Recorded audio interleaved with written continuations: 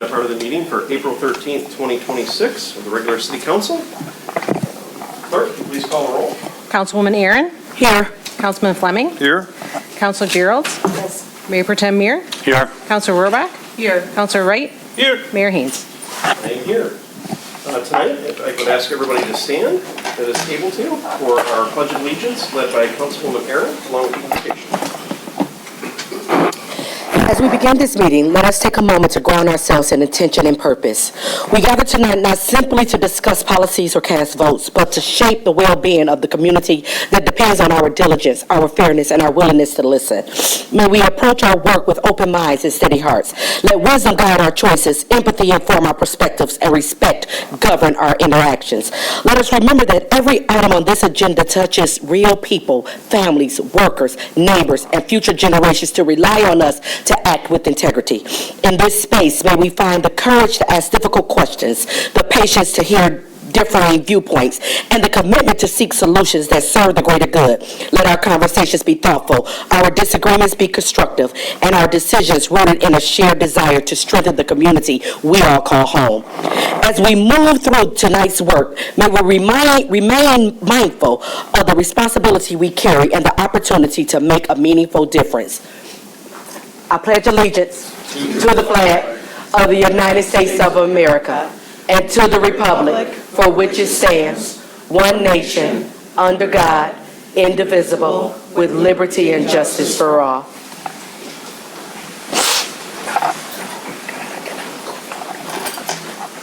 Okay, moving on to the next part of the agenda, approval of the agenda. Are there any additions or deletions to tonight's agenda? Hearing none, can I get a motion? Your Honor, Yes. so moved to accept the agenda as presented. Okay, is there a second? Your Honor. Yes. Either one. Go ahead, Quinn. Support. All right, we have a motion and support. Is there any discussion? Seeing none, all those in favor signify by saying aye. Aye. Opposed, say no. Motion carries. Next on the agenda is presentations. First is from the Police Chief, 2026 National Public Safety Telecommunications Week resolution. I have the resolution here, unless you want to read it, or I will read it. I'll let you read it if I could just say something very briefly. Absolutely. Go right ahead. Thank you, Mayor.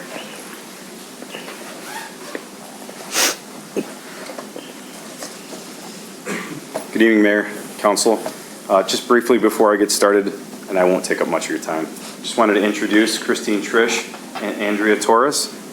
They're the two dispatchers here. They'll be accepting the proclamation. And we have our 2025 Dispatcher of the Year here as well, and Andrea. I'd like to take a moment to honor National Public Safety Telecommunicators Week and the dedicated professionals who answer our 911 calls. They are the calm voice in a crisis and true first responders, gathering critical information, providing life-saving instructions, and ensuring help is dispatched quickly and accurately. While they may not be seen, their impact is felt in every emergency response. On behalf of the Madison Heights Police Department, I want to express utmost appreciation to our dispatchers for their professionalism, compassion, and unwavering commitment to our community. Thank you, Mayor. Okay.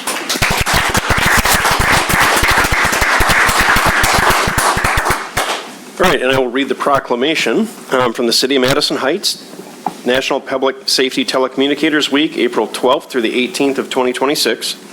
Whereas emergencies that require police, fire, or emergency medical services can occur at any time, and whereas when an emergency occurs, the prompt response of police officers, firefighters, and paramedics is critical to the protection of life and preservation of property, and whereas the safety of our police officers, firefighters, and paramedics is dependent upon the quality and accuracy of information obtained from citizens who contact the Madison Heights Police Department. And whereas public safety telecommunicators are the first and most critical contact our citizens have with emergency services. And whereas public safety telecommunicators are the single vital link for our police officers, firefighters, and paramedics by monitoring their activities by radio, providing them information, and ensuring their safety. And whereas public safety telecommunicators of the Madison Heights Police Department have contributed substantially to the apprehension of criminals, suppression of fires, and treatment of patients, and whereas each dispatcher has exhibited compassion, understanding, and professionalism during the performance of their job in the past year. Now, therefore, be it resolved that the Madison Heights City Council declares the week of April 12th through April 18th, 2026 to be National Public Safety Telecommunicators Week in honor of the men and women telecommunicators of the Madison Heights Police Department whose diligence and professionalism keep our city safe.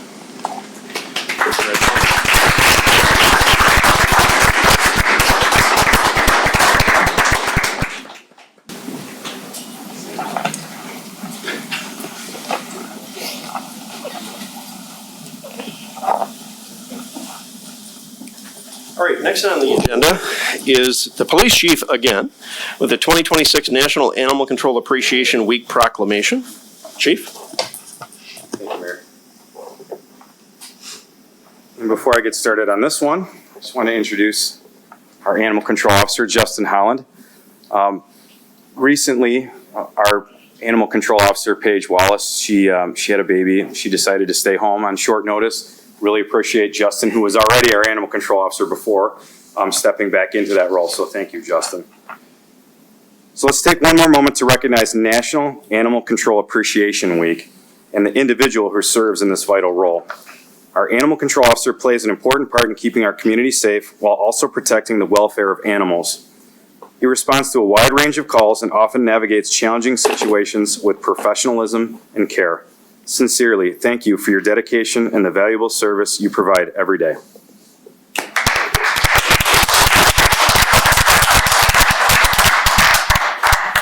Great, thank you, Chief. And now the proclamation. National Animal Control Officer Appreciation Week, April 12th through the 18th of 2026.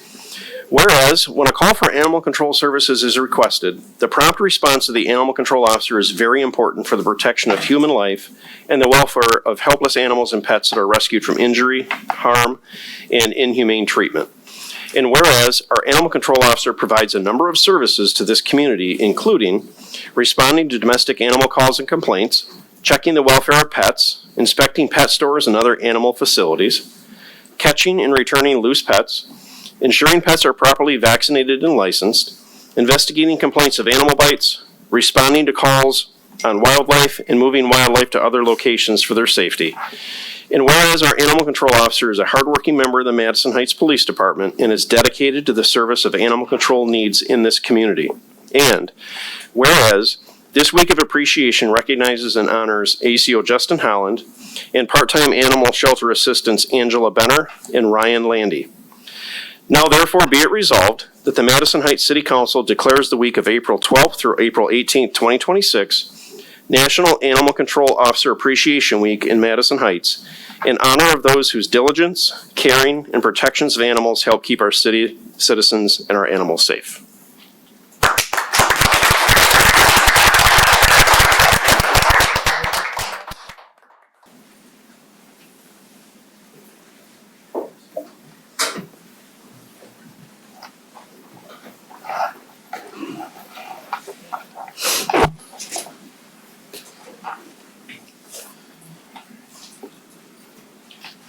Okay, moving on to the next item on the agenda, City Manager and Finance Director, the fiscal year 2027 proposed budget. Thank you, Mayor and Council. Tonight, I'm pleased to present the proposed budget for the city to the City Council and to the public. The city takes great pride in its sound financial management, careful allocation of limited resources, and committed to long-term planning. As conditions evolve, the city will continue to adapt, ensure a solid foundation for our future. I would like to start by acknowledging the outstanding efforts of our Finance Director, Linda Kuneth, the Assistant to the City Manager, Harley Mordarski, as well as the department heads and staff for the excellent effort in preparing the budget that reflects our continued commitment to community priorities, maintains existing services, implements the capital improvement plan, and continues to honor our city's strategic plan. I would also like to thank the mayor and city council for their leadership and support in responsibly managing the city's financial operations. This budget is the product of our collective efforts, which help drive the success and growth of our community. In our budget presentation today, we plan to spend a few minutes discussing the guiding principles used in developing the budget. We'll provide the fiscal year 2027 budget overview, discuss the strategic plan, how that aligns with the proposed budget, budget constraints, fund balance levels, and also fees. Following this detailed discussion, we will briefly touch on other funds, which include major and local streets and the water and sewer fund. The proposed budget is presented in accordance with a detailed calendar that's contained within the policy document. The annual budget process formally began in December with the review of the long-range financial outlook and the strategic budget discussions held with City Council, which regarded priorities and needs. This is followed by the capital improvement plan, which was presented to City Council and then adopted on January the 12th.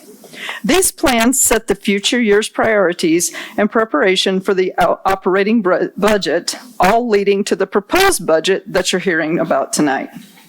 This proposed budget was submitted to City Council on April the 2nd and posted online.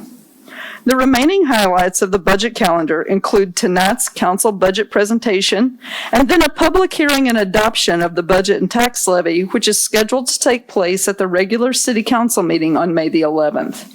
Linda will now present the budget overview and the budget guiding principles.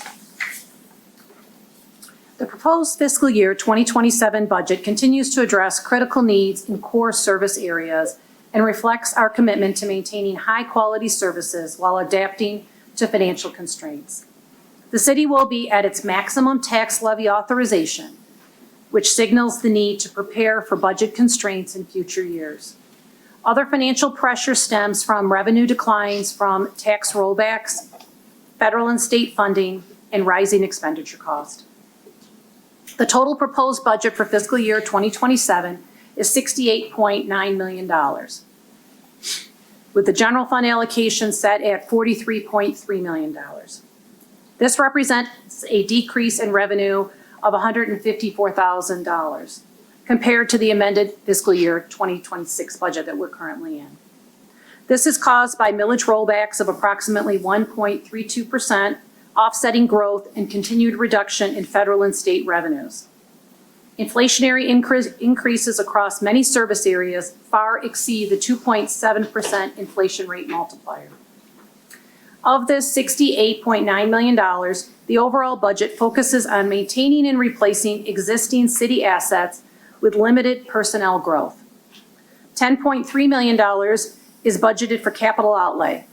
This includes assets such as vehicles, equipment, building maintenance, and infrastructure such as road rehabilitation and reconstruction, and water and sewer line replacements. As you can see from these charts, our largest revenue is still property tax, and our largest expense is still personnel services. In fiscal year 2027 marks the first year the city is levying its full authorized millage following the passage of Proposal MH. The operating millage will be at its maximum of just over 13.5 mils, with a total millage rate of 24.9. Due to Proposal A and Headley rollbacks, the millage was reduced by a factor of 0.98, or 1.3% reduction, resulting in an overall decrease of 0.55 mils. While this lowers the tax rate, it also limits the city's ability to expand services in future years, particularly if inflation outpaces the state's allowable growth rate. This reduced total millage includes a new funding source of PA 359, which is 0.0417 mils and is capped at $50,000 for the year, which supports our expanded resident and business communications efforts, including Madison Heights Matters newsletter and Madison Heights Happenings recreation brochure. In fiscal year 2027 budget also includes minimal personnel additions, which will be discussed later in the presentation. While the city continues to manage resources responsibly, sustaining service levels, infrastructure, and public safety investments will require ongoing discussion of future funding options. Considering revenues across all funds, there is a growth of only $432,000. This growth is driven by a state tax commission inflation rate multiplier of 2.7%, offset by a millage rollback of approximately 1.3%, and reductions in federal and state revenue, court revenues, and miscellaneous revenues. The city's taxable value for fiscal year 2027 is now only 1.3% higher than it was in fiscal year 2008. However, we continue to face significant expenditure pressures as inflationary increases across all service areas exceed the 2.7% inflation rate multiplier. Therefore, the overall budget focuses on following the long-term strategy plan for moving the city forward by implementing projects that address long-term maintenance issues and align with the City Council's long-term vision. The city has been cautious about adding staff, which results in recurring cost. The fiscal year 2027 budget shows a net increase of approximately 0.6 of a full-time equivalent. This increase is due to the addition of a full-time CDL driver for the Active Adult Center, and it's offset by a reduction in those part-time hours. The fiscal year 2027 budget does not include any wage or benefit changes that may occur during union negotiations. All 8 of our city union contracts have expired, and we are now in the process of negotiating new contracts with these groups. Any enhancements to contracts will affect the proposed budget and may require a budget amendment. Other personnel changes include the upgrade of 1 DPS equipment operator to a water sewer foreman and the upgrade to Deputy Department of Public Services Director. The budget also increases overtime for the fire department for additional fire building safety inspections. And I'm now going to turn over the presentation to Melissa. In December of 2025, the City Council and staff met to review and update the strategic plan.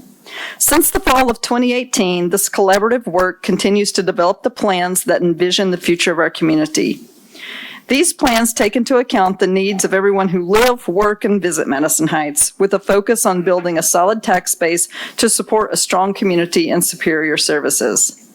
Now in year 7 of this process, we continue to follow this path with the key priority areas of our work being public safety, infrastructure and capital assets, quality of life, economic development, and financial sustainability. Building on our strategic plan, this budget targets key areas and critical needs. In public safety, we are continuing the co-responder program beyond the current grant period, which ends September of 2026, with initial funding being supported by the opioid settlement revenues through at least fiscal year 2027. We are also strengthening fire prevention efforts by adding $30,000 of overtime for inspection detail. Technology and cybersecurity remain essential.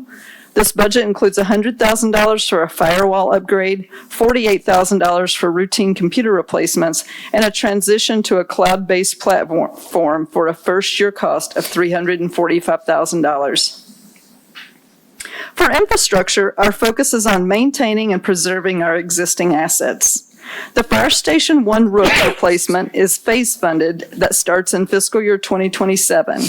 We have also submitted a State of Michigan grant application to support this $900,000 project. Additional investments include $60,000 for police department carpet replacement, continued parking lot improvements, and $8,000 in electrical upgrades. Quality of life also remains a central focus of this budget. We are introducing a new funding source under Public Act 359, which allows up to $50,000 to support community promotion and economic vitality. These funds are being used to enhance our communications and marketing, including the quarterly newsletter insert, Madison Heights Matters, and the recreation brochure, Madison Heights Happenings. The library budget continues to support the Makerspace and Library of Things programs at $14,000. Tree planting is funded at $50,000 through all funds through fiscal year 2027, building on a prior grant funding for a citywide tree inventory and the planting of 150 additional trees. Sustainability efforts continue with $3,000 allocated for food composting drop-off program. And the solid waste budget also expands recycling services to apartment communities. As a part of this effort, the city has been selected for the University of Michigan's program to bring in a graduate-level fellow to support outreach, education, and increase participation in the recycling initiatives at no cost to the city. Consistent with the adopted Parks and Recreation Master Plan, the budget includes $780,000 in park improvements. This includes $500,000 to begin phased improvements in McGilvery Park, supported by a concept plan developed by Oakland County Parks that will be shared with community input. Grant opportunities are also being pursued for this grant reimagination. An additional $50,000 is reserved to maintain flexibility for future parks projects or grant matches. And other improvements include the rehabilitation of the Civic Center Park baseball field and new soft field installation at the playgrounds. The city has a long-standing reputation for strong financial management, further reinforced through this strategic planning process. Since 2007, our budget process has consistently addressed the long-term pressures of legacy cost, including pensions and retiree health care. Following benefit changes in 2021, our retiree health care trusts are now fully funded. The fiscal year 2027 budget continues to prioritize the police and fire pension, currently funded at only 62.6%. This budget continues to increase contributions above the required level. A total of $7.8 million is proposed, supported by a dedicated pension millage, including $4.3 million above the actuarially required contribution to strengthen the long-term stability. Of this amount, 3.5 is budgeted in the fire department and 4.3 is budgeted in the police department for pensions to continue progress towards closing this funding gap. As of June 30th, 2025, the unreserved but assigned fund balance for the general fund stood at $18.1 million. After accounting for budget carry-forwards for capital assets and maintenance projects across the city, the balance is expected to decrease to $13.8 million at the end of the current fiscal year. We have planned a use of $420,000 for the proposed budget you're hearing tonight. Fiscal year 2027 will be the first year the city has levied our maximum authorized amount since the passage of Proposal MH. In addition, due to rollback provisions, the overall millage will be reduced. This signals potential budget issues in the future. Our current fund balance levels align with the financial policies approved by City Council, which directs staff to maintain a fund balance of at least 16% of regular operating expenditures plus 1 year of debt payments. Staff carefully adheres to this policy while developing this proposed budget for your consideration. Now I'm going to introduce Sean Valentine from the DPS to talk about streets, water, and sewer. Thank you, Melissa. Good evening, Mayor and Council. So this budget includes 12 funds which are in addition to the general fund, covering special revenue funds such as major and local streets, as well as enterprise funds like water and sewer. For today's presentation, we'll focus on the most significant of these, which are major streets, local streets, and water and sewer. The city receives state funding to support the maintenance of our major and local streets. This budget includes $250,000 for sectional concrete replacement and road construction on Edward and Mandolin from 14 to North Avis, North and East Avis from 14 Mile to DeQuinder, and sectional concrete work on 11 Mile Road. An additional $250,000 is allocated for sectional concrete replacement on John R. from 10 Mile to 11 Mile south of the big reconstruction project, along with ongoing winter maintenance costs, including salt and snow removal. In addition to the state funding, the city repairs and replaces neighborhood streets through a dedicated millage that expires this year. This millage has been supported by voters for the past 30 years, and we will be asking residents to consider its replacement in August of 2026. If approved, it's estimated to generate approximately $2.1 million annually and remain the primary funding source for maintaining our neighborhood roads. This summer's projects, which are funded by the current R3 millage, include Palmer from Parker to Deasing, Alger from Deasing to 12 Mile, Delton and Osmond from East 11 Mile to East University, and 2 sections of Lorenz from 11 Mile to University and University to Farnham. The budget also includes $360,000 for sectional concrete replacement in those areas. Community information meetings on the R4 millage will be held with dates and locations shown on this slide.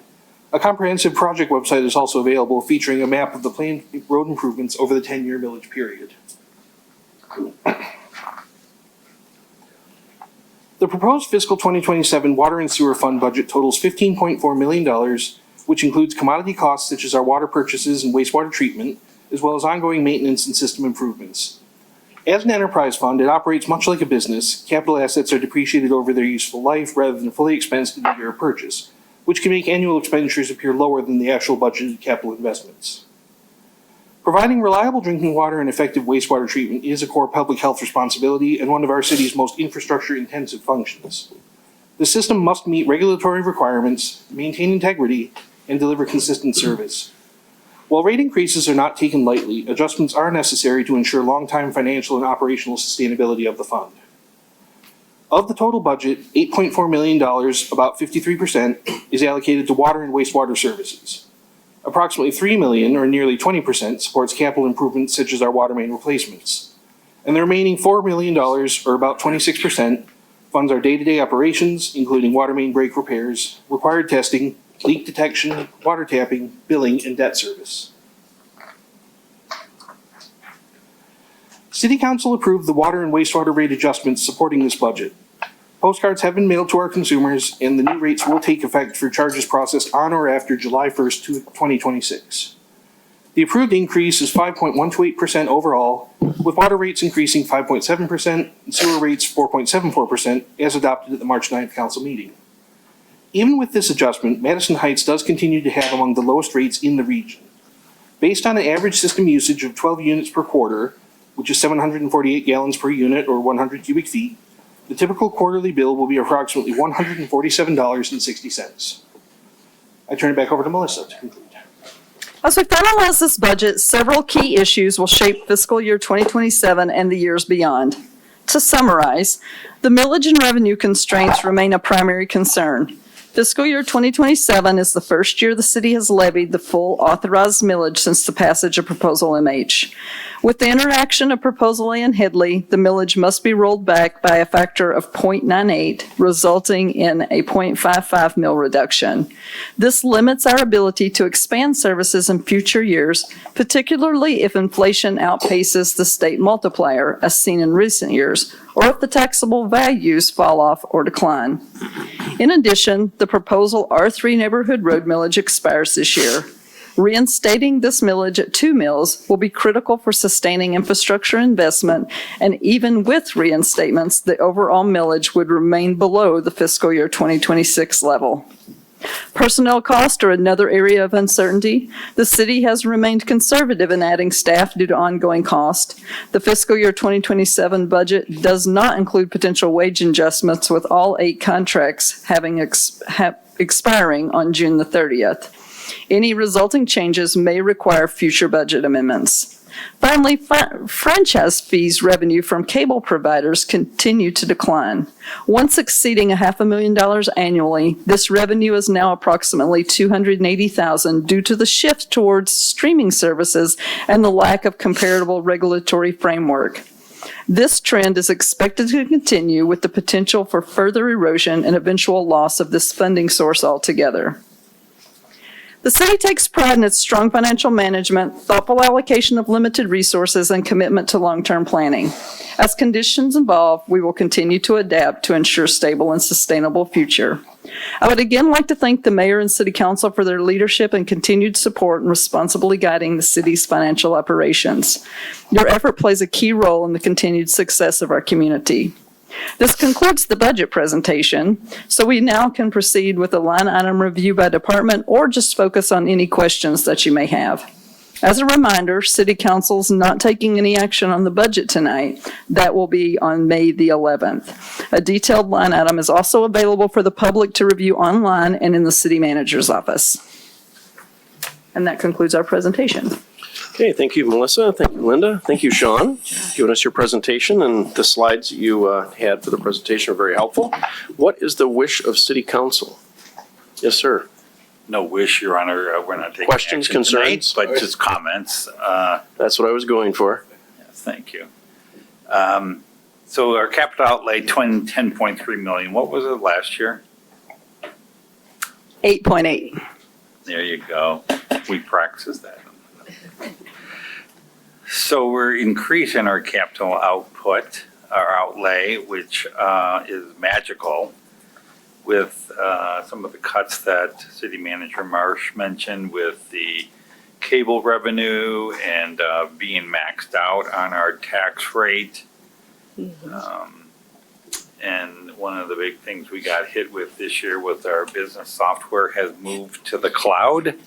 So that was a rather large expense that I don't think we were quite planning for. So with all of that, we're still managing to as we've talked about many times up here, is to build the infrastructure, keep the infrastructure strong. We would love to do all these wonderful projects that people want to see. That's a challenge in this environment. It's only going to get worse in the next 5 years because I'm pretty sure good news is our millage rate has gone down, but the costs keep going up. So we'll continue to work that. Thank you to the department heads for being understanding, and City Manager Marsh and Finance Director Kunith for all their hard work on keeping us in track. Let's see, what other comments did I have? Yeah, I guess that's about it for me, Your Honors. Again, it's a great job by the folks to keep us heading here. Almost every department is looking to reduce cost in any way they can. So the business software should help with sharing data, so we're trying to reduce some of the office supply costs that some of the departments have to offset for that new expense. So kudos to the group on getting this all put together and making good things happen in the city. Thanks. Thank you. Other questions or comments? Comment, Your Honor. Yes. I just, as I looked at the line items, I really like and want to applaud that there was an increase for the education for the police and fire department. I feel that, when I look at it, it's more than just a line item. It's showing that mayor and council, that we value our service people and we want them to be really educated and out there and giving them better training and keeping them updated and giving them the tools that they need to grow professionally. That we're not just supporting them, but we're supporting every resident here in Madison Heights. So this funding, it just ensures that our police and firefighters are equipped with the latest knowledge. So we've been talking a lot about, the mental health, oh my gosh, there go my COVID brain, forgive me. But the first responders, not the first responder. Co-responders project, and I think that this is really good. So I applaud that we are focusing on education. I'm all about getting smarter. Okay. Other comments? Your Honor? Yes. I do have a question from DPW. Sure. In the budget, it talks about doing sectional concrete projects throughout the year. And you mentioned that there's a budget of like 380,000 or something to that effect. How many sectionals can you actually do with that kind of funding?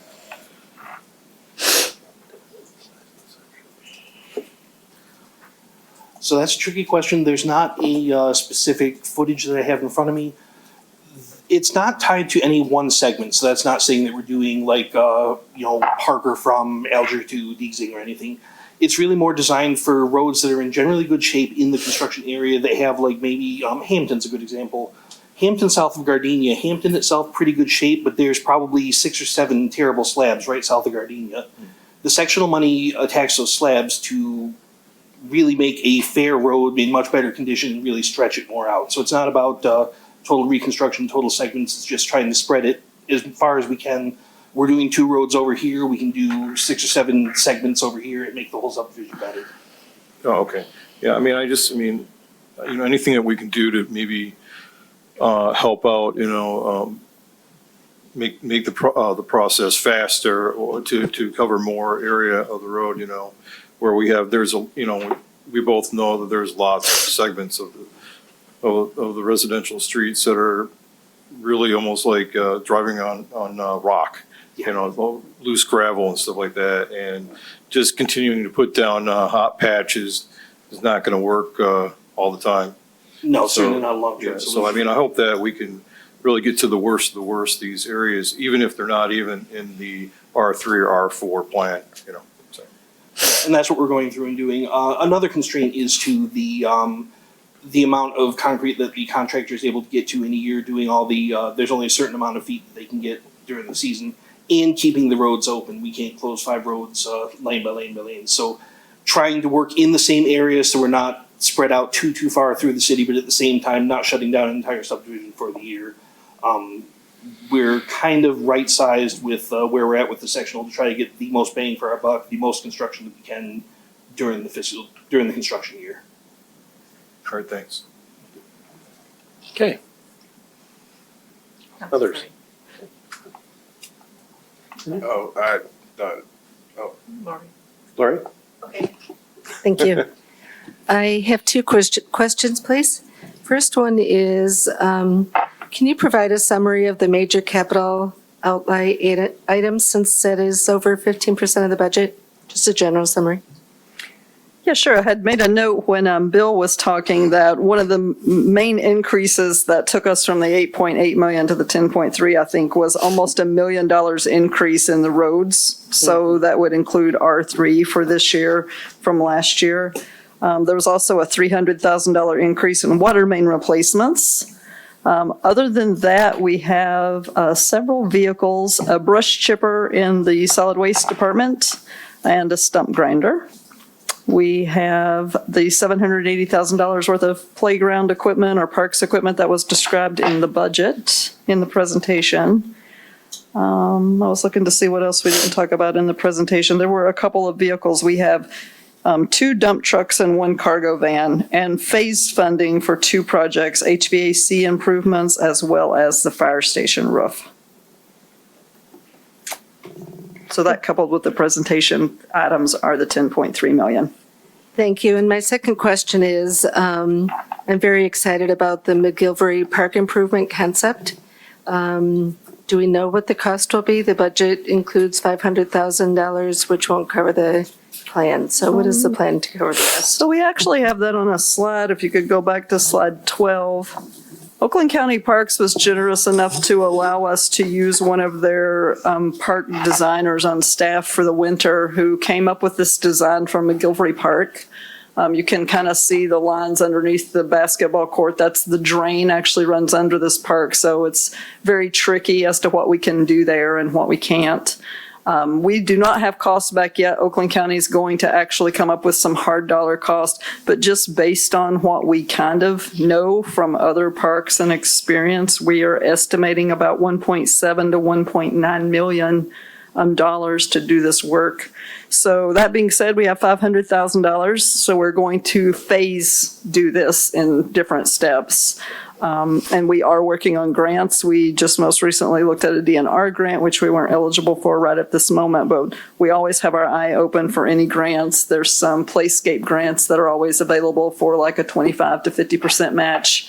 We always look for tree grants. You can see there's a lot of tree enhancements in this park. So we're going to kind of just whittle away at it as we can, starting with the $500,000, but it will take a couple of years to see it in all of its glory there on the screen. Thank you. And thank you to all of your team. This is always very interesting and boggles my mind, quite honestly. So thank you for understanding it. Councilor Wright? couple of questions. First, is the co-responder program in the budget? Yes, the current co-responder program expires, well, so we have a grant funding with that, and it expires the end of September because Oakland County runs on a different fiscal year than us.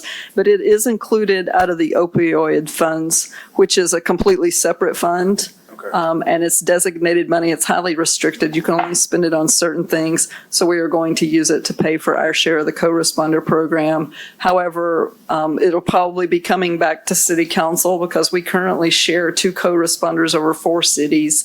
And not all of those cities are going to choose to continue to participate if they're not getting grant money from somewhere else just due to their financial constraints, not anything to do with the program. I think we all agree it's very successful. So we do have the funding to pay for it at least for 1 year, possibly 2, just out of opioid funds alone. Okay, thank you. And do I understand the budget, I just want to make sure I understood it right. It's 5 million less than last year? That was a round number. Probably than the amended budget amount. Okay. So the general fund is 3.9 million less than the amended budget. So the amended budget includes carry forwards of projects and those kinds of things. It's roughly $3 million more than the actual budget of 2025, but the actual expenditures, I should say, of 2025. The budget is just a guide. I'm sure we all know how we do our budget at home, and something goes a little over, a lot of things come under. So Yeah, with vacancies here and there, we typically do come in under. awesome. No, you guys do a fantastic job, and I love the way that we budget, so I just wanted to make sure I understood. And, you know, even though, like, as you said, the budget does fluctuate, it's not like set in stone, you know, because we wish it could be, but just wanted to understand what we're going up against in terms of the foresight to how we think about things in the future. So thank you.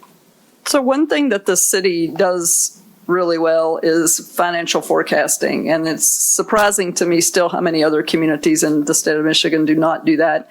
But I keep mentioning that we're at the top of our levy of proposal MH, and so what does that mean for our future? This is why we do financial forecasting in the fall, so we can see those red flags and we can be proactive about making changes ahead of time. So we can adjust and pivot as we need to throughout the years, so. Thank you. All right, just a couple of comments that I have, and one of them is to what the city manager just spoke about, and that is the financial planning in the years ahead. I mean, way back when, we were only looking at everything in kind of a vacuum. We were looking at 1 year at a time, and we were forecasting out 1 year at a time. And what invariably happened is for a period of several years, because we were doing that, we weren't forecasting properly. We weren't forecasting that we needed a new roof for the police station or for the fire station. And what ended up happening is we'd have to come back, or it would come to council for a budget amendment, right? Because all of a sudden we need a $600,000 roof at the police station. So what's so amazing about what Melissa has brought to this position is getting that forecasting out there. I mean, as we heard at the very beginning of the budget presentation tonight, both Melissa and Linda spoke about, hey, we're going to have some issues coming up, but it's clear from reviewing through this budget that our department heads are well aware of that. They're well aware that the budget needs to be constrained and that we do have these issues that are causing us not to have as much money, and they're working well within those boundaries. So excellent job by our department heads for that. Another thing too is that, you know, I had some questions, and I'm sure other council members did too, as we were going through this budget over the last couple of weeks. And when I asked a couple of questions of the city manager, I had responses and full explanations within minutes. I mean, that's how attuned she is with our budget, with this city, and how attuned and how much time our department heads spend preparing for this every year. So excellent job by all of you. You know, I had about 9 questions for the police department, but I decided that, you know, enough is enough. But no, you guys did a fantastic job. You have great leadership, and I, for one, am proud to see this budget and proud to see us moving forward this evening with getting our questions answered. And again, great job. So with that, moving ahead, we have no public hearings this evening. The next item is meeting open to the public. So I will open the meeting to the public. Is there anybody from the public? Okay, if you go to the podium and you have 3 minutes, you keep your comments directed towards me, that would be fantastic. Okay. My name is Monica Stevens. I'm a Madison Heights resident. I'm also on the PTO at Lessinger Elementary. And I'm here on a lighter note, just to tell everyone about an event that we're having this Saturday and to invite everybody to come out. Is this televised live, or is this re-recorded and shared with the community?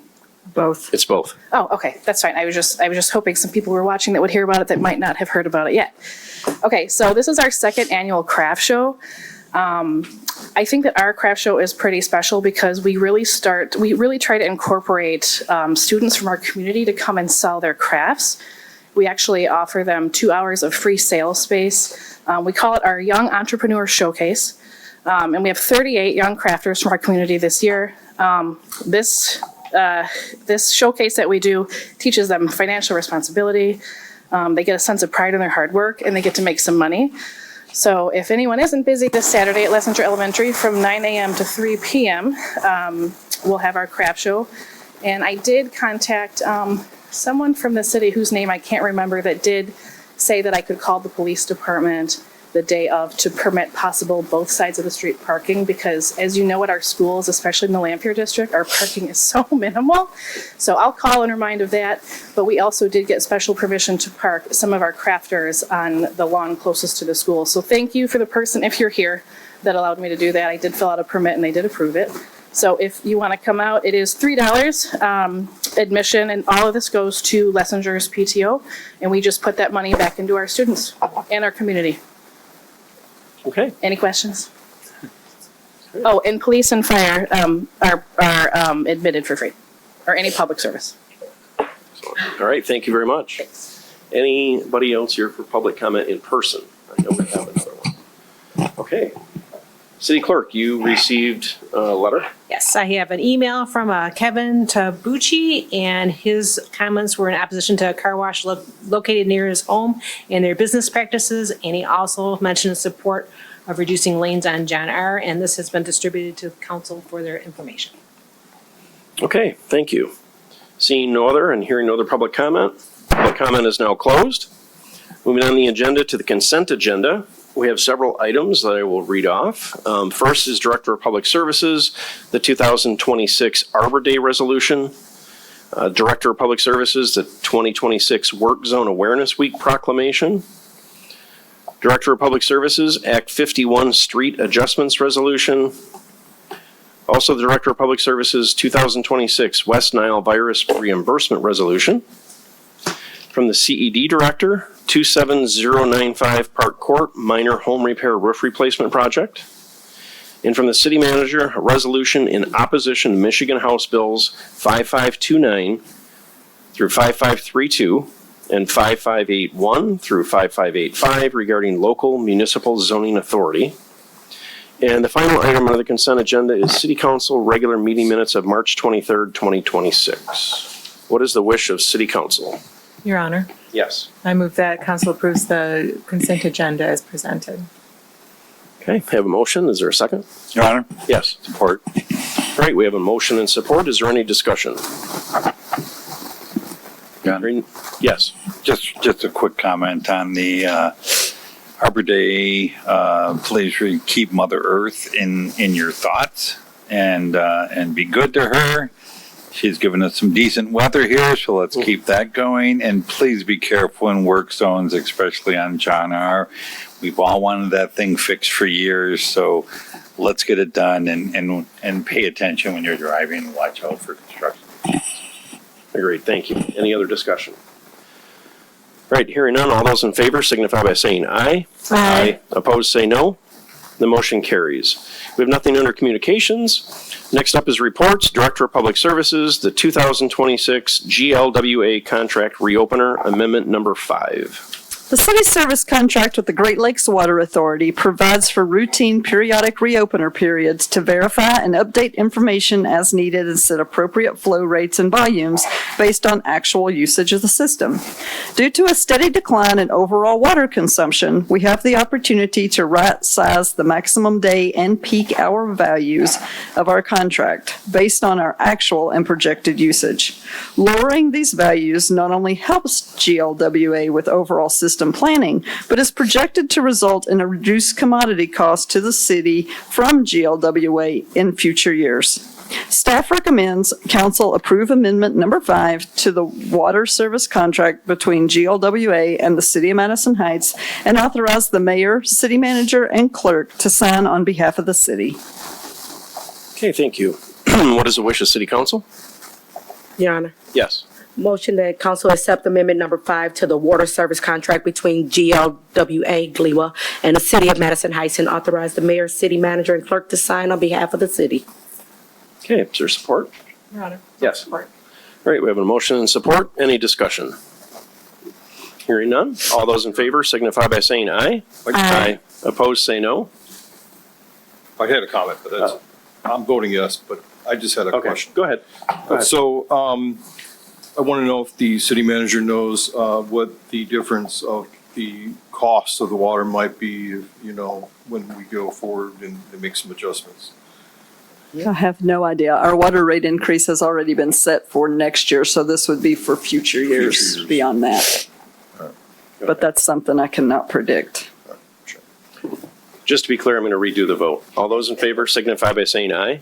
Aye. Opposed, say no. The motion carries. We have no items for future public hearings.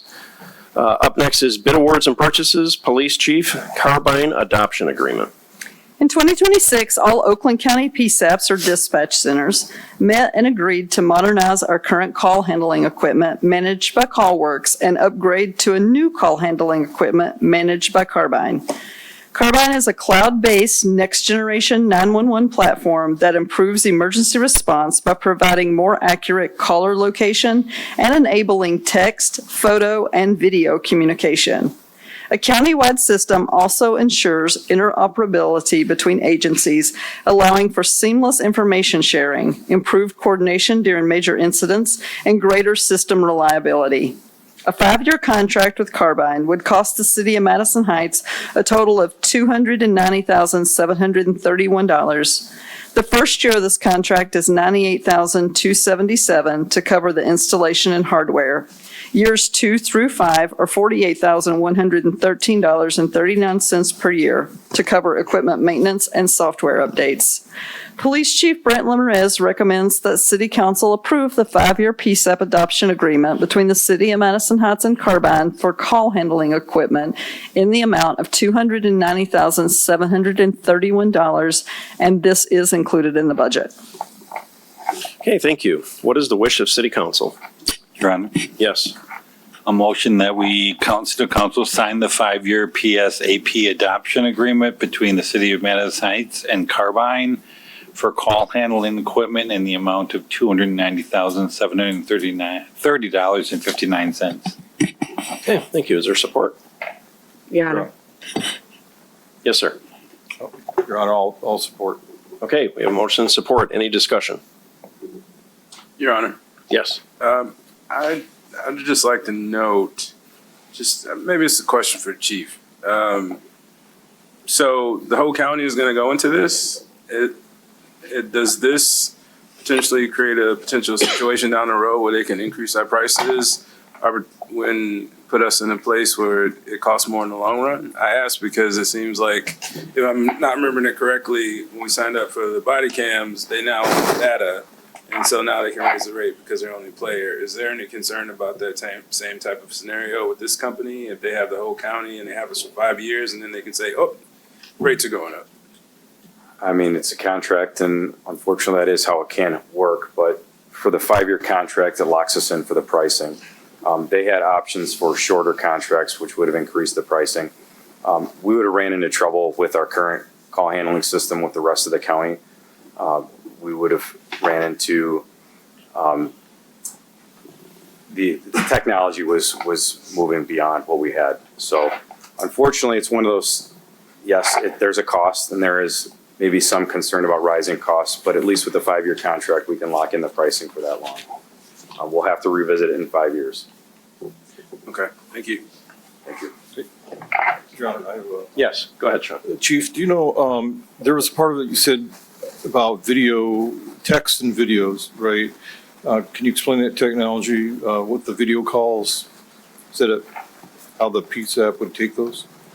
Yeah, so I should have kept my dispatchers here. They can explain it a little bit better than I can. They've been going to the meetings, but I can explain it. So yes, you can pick up your phone, call 911. You can call it like a FaceTime, similar to a FaceTime. I believe it's a link that's sent. And they can click the link and they can share photos. They can share video, so they can show the dispatcher maybe the incident that's occurring. They can better describe it to the officers who are responding. They can send photographs that show maybe the description of a suspect or a vehicle, and they can better describe it instead of somebody who's panicking while they're calling 911. They don't always give the best descriptions, directions of travel, and so on. So it's something that we've never had before. Sounds really great. Thanks. Anybody else? Chief, I had one question. I just want for clarification. Is the entire county going to this new service? Yes, Okay. all the PSAPs in Oakland County are moving to Carbine.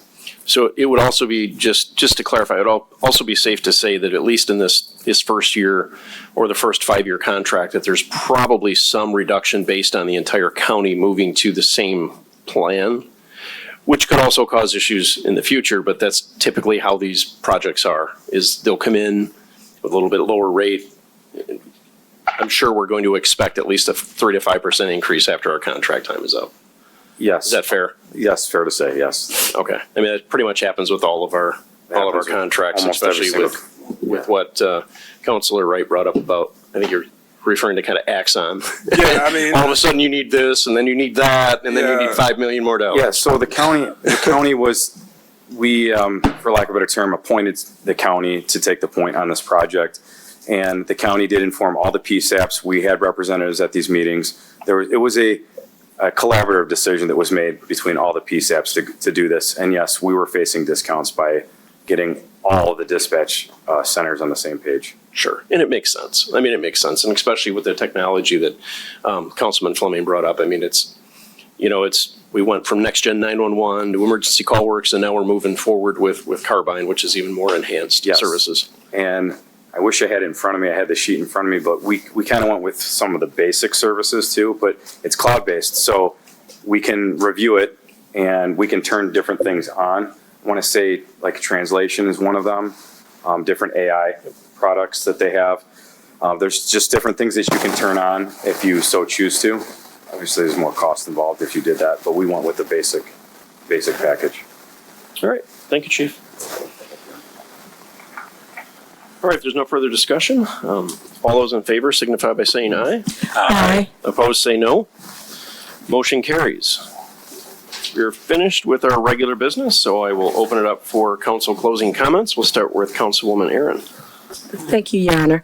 I want to first say I will be at the craft show this Saturday. Lessinger is my favorite elementary school here in Madison Heights, probably because that's where my son started at in the Lowney Ladder.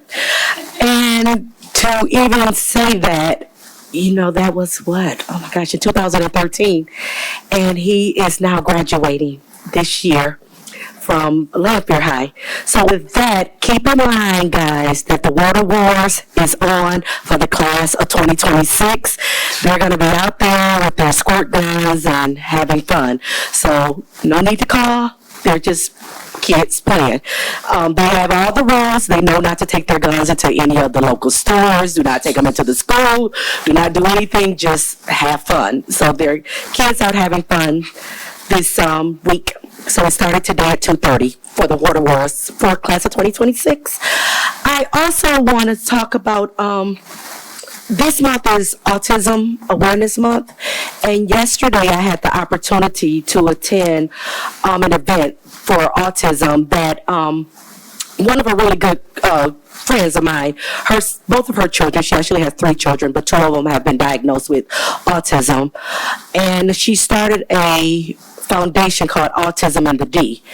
And this year she celebrated her 6th annual walk, and it was so remarkable to just see how many families autism affects. And I was not aware that 1 in every 31 children are diagnosed with autism now, why this event is really important, because she goes around and she teaches on sensory toys and games and things of that nature for the children, and just helping the parents to understand what's going on. There's a young lady at my church, and she stopped coming to church because her son is now 9 years old, and he's been diagnosed with autism. He's nonverbal, and she's embarrassed. So this organization, Tiara, helps people to understand that there's nothing to be ashamed about. You're just teaching your children differently, and it's just raising them in a different manner. And I really appreciated her, and it opened up my heart. So Tiara, I know you're not listening, but Autism in the D rocks, and your leadership and dedication really makes a difference in everything that you're doing. Also, next month we know is Mental Health Awareness Month. It's a lot of months, right, guys?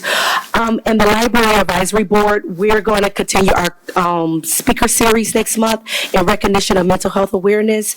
On May 6th, we're going to have mental health and parenthood.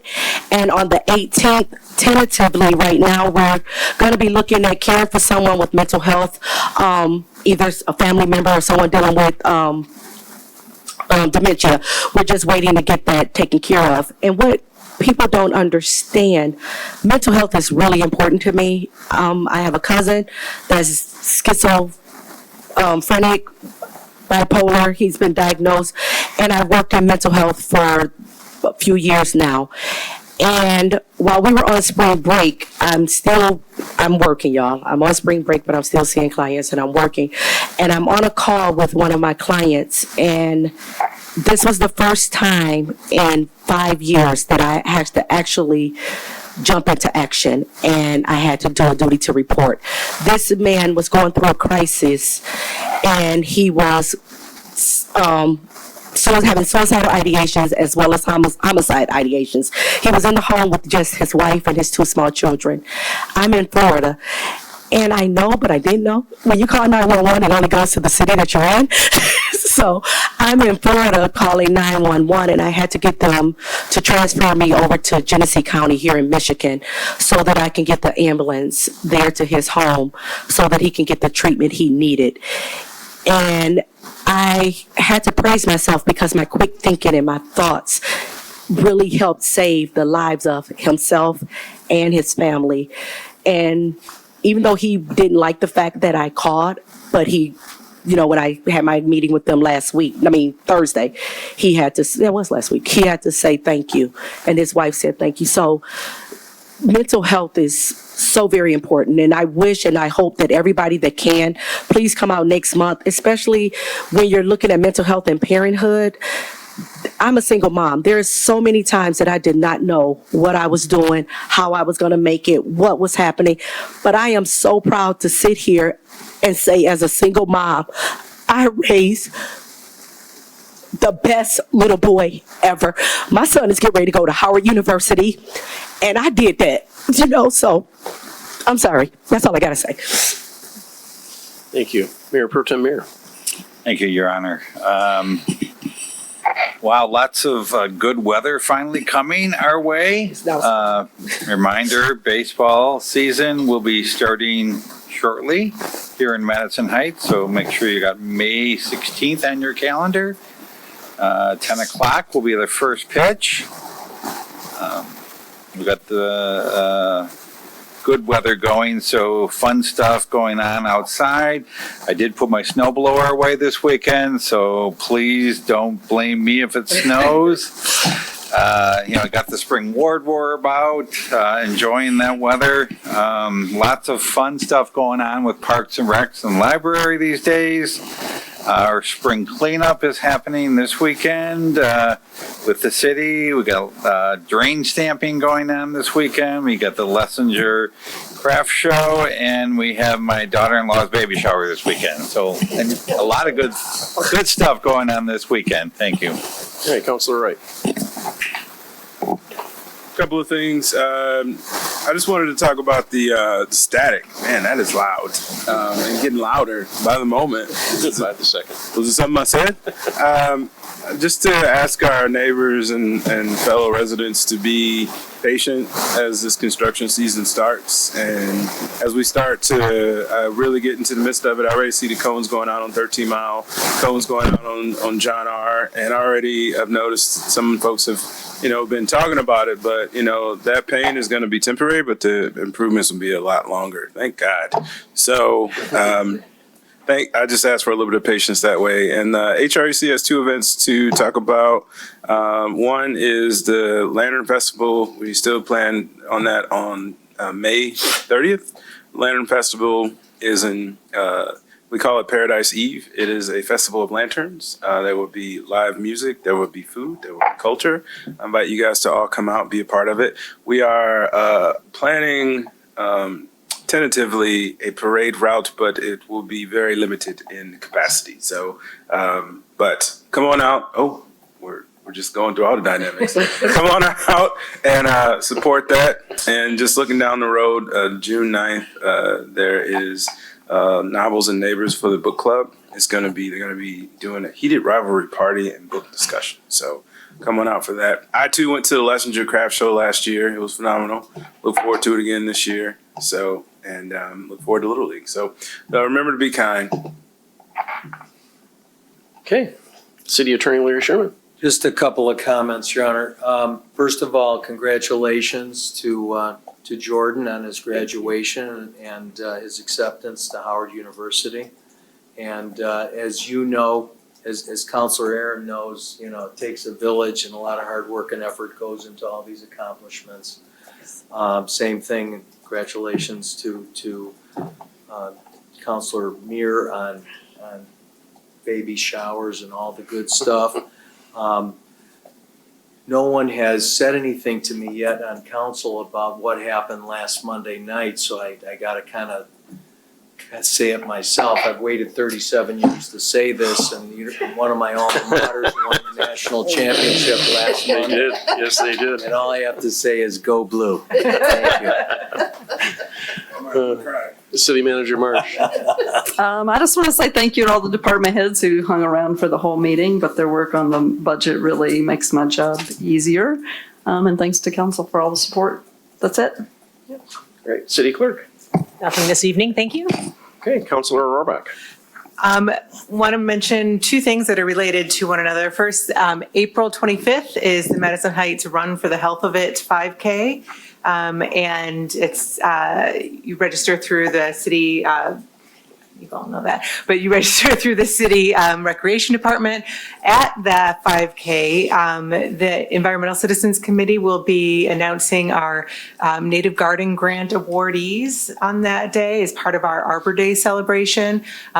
One of the things we have to do as a city is to celebrate Arbor Day every year, declare it as we did tonight, and celebrate it in some way. And one way that we're celebrating this year and the last couple of years is to give out grants to residents, and it's been schools and residents in the city of Madison Heights to develop or to start their own native gardens on their properties. So we will be making those announcements. I'm really looking forward to it. So even if you don't want to run the 5K, come out and hear the garden grant announcements. That's all I'm going to do tonight. Thanks. Thank you. Councilor Geralds.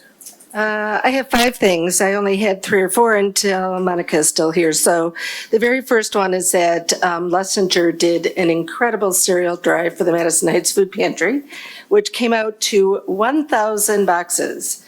And we don't know where we're going to put them, but we're picking up some of them tomorrow morning because they're currently on their stage tucked away.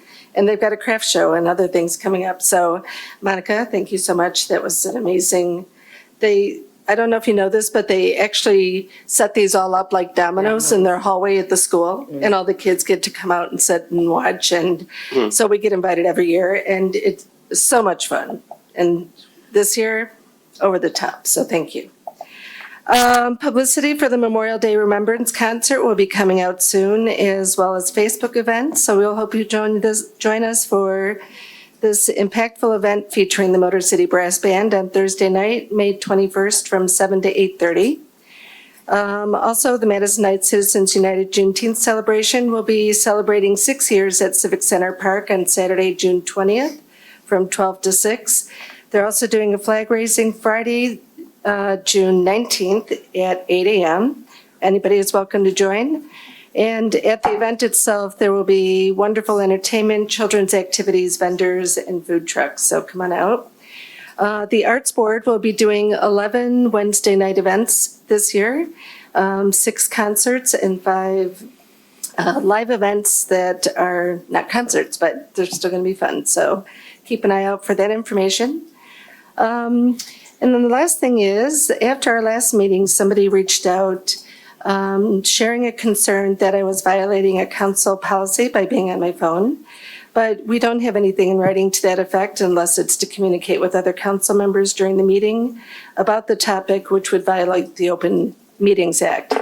That being said, I will keep it in mind because I know appearances matter, but I do use it for notes for closing comments and to add events to my calendar, but I'll pay attention. Thank you. Thank you. Councilman Fleming. Yep, so some information about the construction that's going on. I've already asked our DPS about lengthening the time that you can go east to west on the Gardenia light at John R. It's already forwarded to the county. they run the light, and hopefully we'll be able to get it longer than it is now. Right now, you have to wait a very long time. It feels like 10, 15 minutes really when it's really only like 5 or 6, but it's a long time. And that will alleviate some of the traffic because on John R. in a few weeks, most of the side streets, you're not going to be able to get onto John R. from side streets from 12 Mile down all the way down to 11 because they're going to be, doing the right on the edges of the curbs in that area right there. So another thing is we just sent a letter to we just did a proclamation or a resolution about House Bills 5529 through 5532 and 5581 and through 5585 for against local municipal zoning authority bill at the state. It's really important that our city and all cities are able to really take care of our own zoning laws and ordinances here at a local level, and opposing this kind of takeover by the state, which the Constitution or the law of the state of Michigan gives us a zoning board and a planning commission so that we can make our own rules and ordinances to govern what we're doing with the zoning and planning. And we should never give this up to the state and have somebody else tell us what we're doing. And so I really am excited that all of our council is backing this, and that we're going to send it to the state, hopefully, and that we're going to send a message that, hey, we're doing what we're going to do for our community and what's best for our own citizens here in Madison Heights. I also am going to be advocating to the county and our county commission about continuing some cost, giving us some funds to offset the co-responder program. I know that they may or may not fund this co-responder program in the future. They, have been raising the price on everything from assessing to parks and recreation and everything else. But I do know they have a large fund balance. That's nothing new. And I think that they could, also help us out by offsetting the cost for the co-responder program. And so I'm going to be advocating for that. And if you also want to, you can contact me and send me a letter about the co-responder program, and I could get that to our county commissioner, Eric Sandgalt, or you can send her an email yourself, and we can try to advocate for our city to make it more affordable for us when we're in trying to make costs less in our budget. So that's it for today. Okay, thank you. I just have a couple of comments. Number one, I want to recognize everybody that's here that didn't speak tonight. So obviously we had our police chief speak, we had our finance director. Thank you for everything you guys have done, but we also have our fire chief here tonight, our library director. We have the judge and his court administrator. And we have our HR director as well as our CED director. So thank you all for coming out. Thank you for all the hard work that you put into this budget. This kind of hard work and dedication makes our job so much easier. So I know I said it earlier, but I wanted to repeat it and make sure that everybody knows that you're all here and just spent the whole evening with us this evening. So thank you for that. A little bit on the Lessinger. Of course, my children grew up in Lessinger. I plan to be there for at least a little bit of time on Saturday, and I want to thank everybody at Lessinger for making this available to the high school students and some of the middle school students that are able to get NGHS credit for community volunteer work, because that's just excellent.